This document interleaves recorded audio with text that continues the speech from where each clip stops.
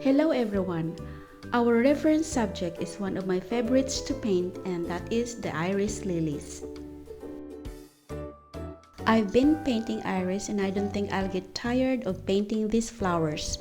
There are different ways to paint iris flowers in watercolor.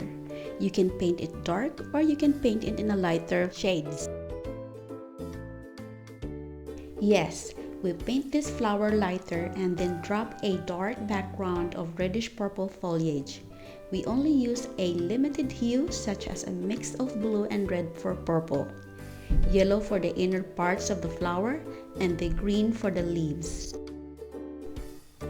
Since we color our flowers lighter, line details are necessary for every petal to show textures and interest. Continue watching this demo and you'll learn some techniques that I applied in this painting. I am Jelly Starnes. Enjoy watching.